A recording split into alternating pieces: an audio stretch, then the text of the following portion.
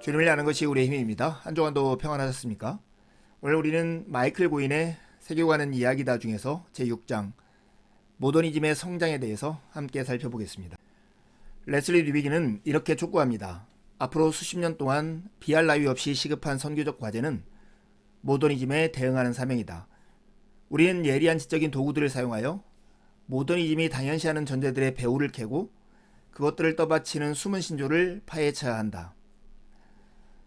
레슬리 리비기의 이 말처럼 우리는 5장과 6장과 7장에서 우리 문화를 지배하고 있는 세계관이 무엇인가 이 질문에 대해서 답하고 있습니다.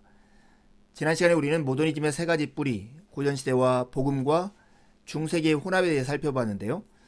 오늘은 모더니즘의 성장, 르네상스 시대부터 후기 모더니즘까지의 시대를 함께 살펴보는 기회를 갖겠습니다. 좀 지루하겠지만 잘 살펴보면 우리 문화를 지배하고 있는 세계관의 뿌리가 어디에서 왔는가 하는 것을 알아챌 수 있을 것입니다. 모더니즘이 성장하는 그 출발점은 르네상스 시대라고 말할 수 있습니다. 인본주의는 14세기에 다시 태어났습니다. 14, 15세기부터 고전 학문이 다시 태어나면서 인문학, 즉 문학, 시, 역사, 언어에 대한 관심이 새로워졌습니다.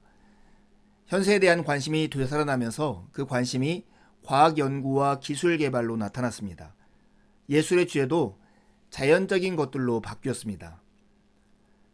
가르디니는 이렇게 말합니다. 이전까지만 해도 예배하는 사람이고 종이었던 인간이 이제 창조주가 되었으며 이 모두가 문화라는 단어로 표현된다. 인간에게 자율성이 있다는 주장도 그 단어에 들어있다.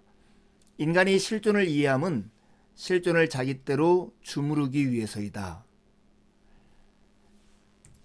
르네상스 시기에 나타났던 세속 인본주의의 네 가지 특징이 있습니다. 첫 번째는 현세에 대한 관심이 되살아난 것입니다. 두 번째는 인간이 자율적인 존재라는 의식이 굳어졌습니다. 셋째는 인간 이외의 세상도 하나님과 상관없이 자율성이 있다라고 본 것이고요. 넷째는 당연한 그 결과로 인간은 어쩔 수 없이 자연의 주인이 되어야 한다는 생각이었습니다.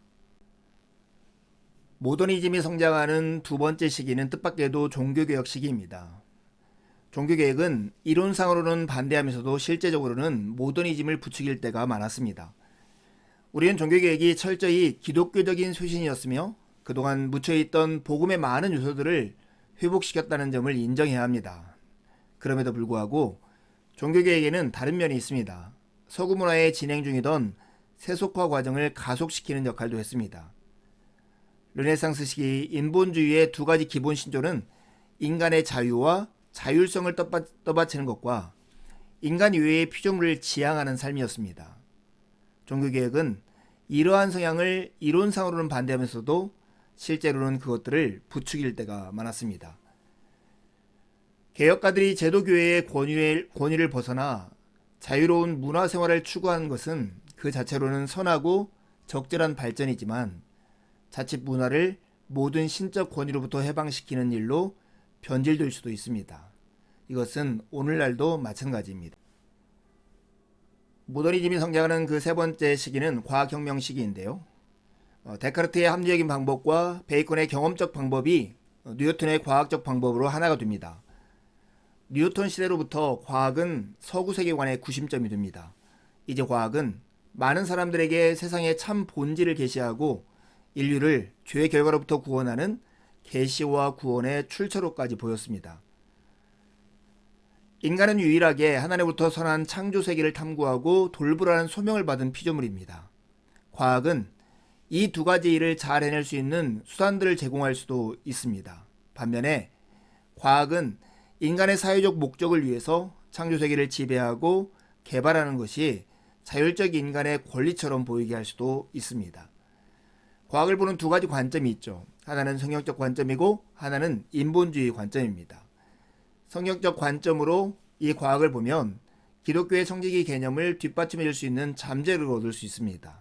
반면 인본주의 관점으로 과학을 이해하면 고백적 인본주의에서 말하는 대로 자연을 지배하도록 부추길 수도 있는 잠재력이 그 안에 있습니다.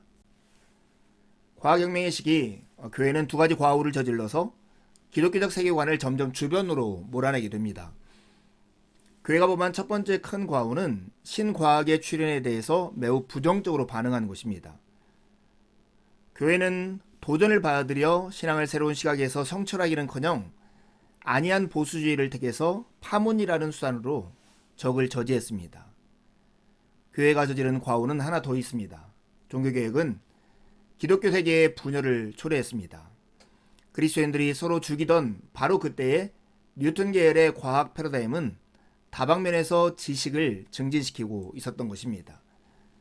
이렇게 되자 과학적 이성 자체를 안정된 유럽 사회를 구축하는 새로운 중심축으로 보는 유럽인들이 점점 늘어나게 되었습니다. 모더니즘이 성장하는 그 다음 시기는 계몽주의 시기인데요. 이때 서구가 새로운 신앙으로 개종하게 됩니다. 인본주의가 지배적인 종교적 시각이 되고 문화를 형성하는 세계관이 된 시기가 바로 이 계몽주의 시기입니다. 17세기에 일어난 과학적 인본주의는 18세기의 계몽주의 시대에 유럽에 확산되면서 지배적인 종교적 시각이 되고 문화를 형성하는 세계관이 됩니다. 18세기의 유럽은 새로운 신앙으로 개종합니다. 즉, 과학적 인본주의가 세상의 빛으로서 복음을 대체한 듯 보였는데 그 핵심 신념은 네 가지입니다. 첫 번째는 진보에 대한 신앙이고요. 두 번째는 이성에 대한 신앙이고, 세 번째는 과학기술에 대한 신앙이고, 네 번째는 세상의 합리적 사회 질서에 대한 신앙입니다. 이렇게 되자 계몽주의 신앙과 복음은 충돌하게 되었습니다. 계몽주의 세계관이 무르익어가면서 그 세계관은 기독교 세계관에서 특정한 요소들만 골라 자기들의 이야기에 맞게 재단했고, 그렇게 함으로써 기독교 세계관이 가지고 있는 포괄적인 특성을 은근히 부정했습니다. 유럽은 이 새로운 신앙에 열심을 냈고 기독교와 충돌할 수밖에 없었습니다. 유럽인들의 머리와 마음을 계몽주의 관점이 지배하게 되자 복음은 아예 배제되든지 새로운 질서에 맞추어 신여가 되어야 할 것 같았습니다. 서글프게도 복음이 보편타당한 진리라는 주장을 버리고 복음을 계몽주의 신앙에 종속시키는 것은 종종 그리스도인들 자신이었습니다.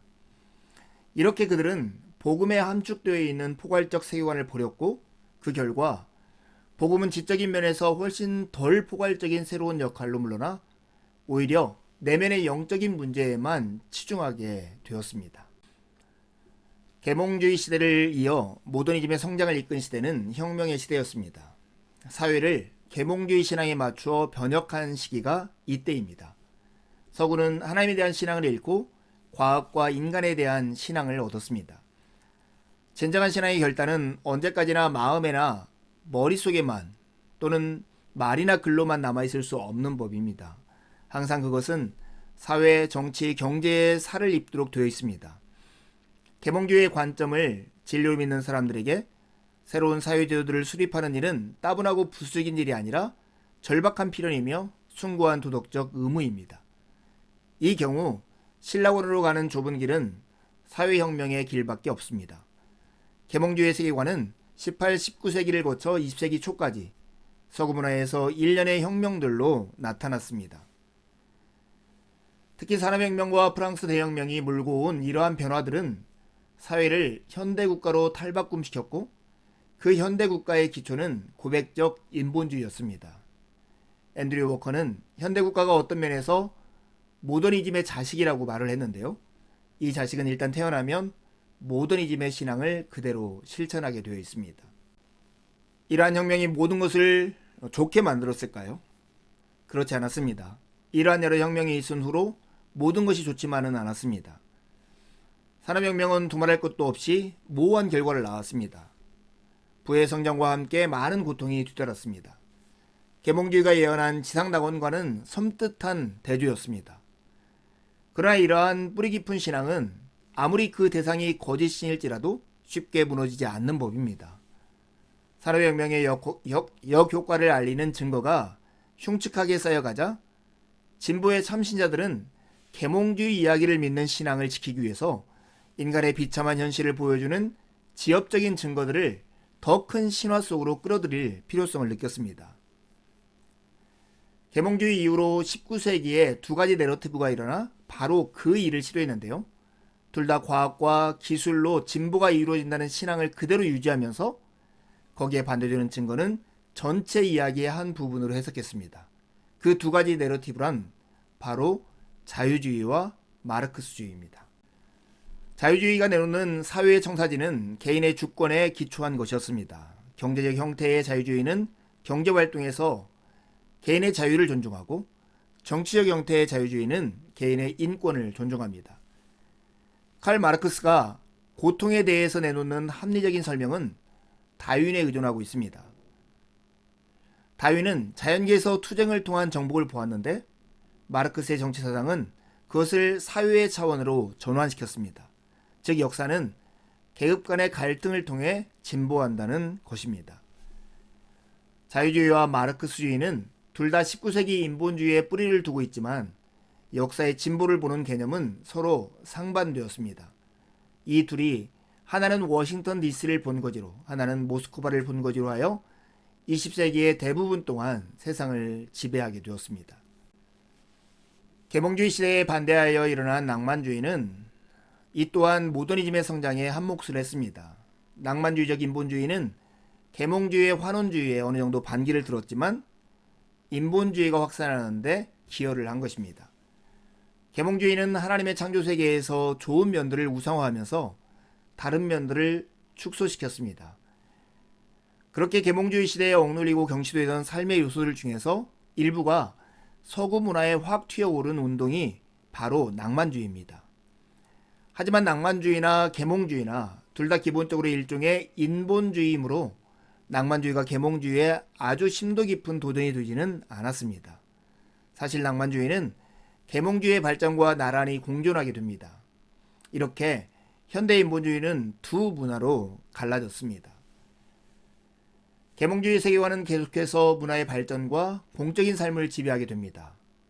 반면 낭만주의는 문화의 한 부수적인 흐름을 형성하면서 사생활에 영향을 미치고 특히 20세기 말에 되살아나 서구 문화에서 점점 더 막강한 영향력을 행사하게 됩니다.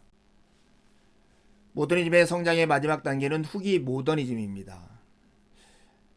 자유주의적 인본주의의 발전과 쇠퇴를 보여주는 시대이죠. 모더니즘의 이야기는 자신이 했던 약속들을 지키지 못하고 있습니다. 20세기 전반에 걸쳐서 과학주의적 또는 자유주의적 인본주의는 괄목할 만한 진전을 이루었습니다. 복음이 거기에 소금 역할을 해 주었습니다. 서구 국가들은 평화와 번영이 날로 더하리라는 이전의 예언들을 확신했었습니다. 그런데 그런 확신이 참혹한 양차 세계대전에 허물어지면서 계몽주의의 꿈은 먼저 유럽에서부터 빛이 바라기 시작했습니다. 심리학자 카를 융은 유럽인들의 심정을 이렇게 표현했습니다. 평화와 조화가 지배하던 천년왕국이 도래하리라는 옛 꿈은 핏기를 잃고 말았다. 계몽주의 세계관이 심각하게 실패했음을 보여주는 5가지 증거를 서구가 점쳐 이해하게 되면서 계몽주의 세계관을 믿는 신앙은 지금 힘을 잃고 있습니다.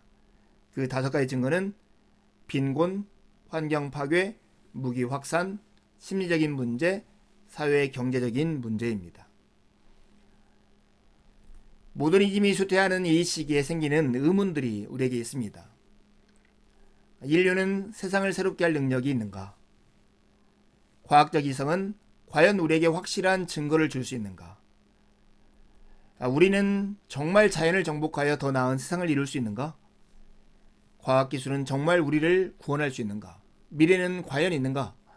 경제성장과 물질적 부는 정말 행복한 미래를 가져다 줄 것인가?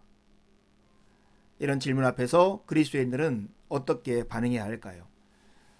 네슬리 류비긴이 우리에게 중요한 통찰을 줍니다. 진짜 질문은 이것이다. 우리 시대의 이런 엄청난 사건들 속에서 하나님은 무엇을 하고 계시는가? 그런 사건들을 우리는 어떻게 이해하고 어떻게 다른 사람들에게 해석해 줄 것인가? 그래야 우리나 그들이나 하나님의 동역자로서 그 속에서 제 몫을 다할 수 있도록 말이다. 과거에 대한 향수와 미래에 대한 두려움은 똑같이 그리스도인에게 어울리지 않는다.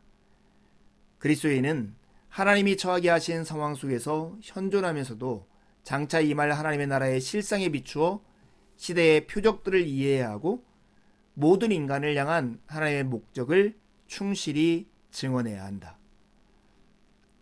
저도 이 말에 그대로 동의하고 이렇게 하려고 노력할 예정입니다.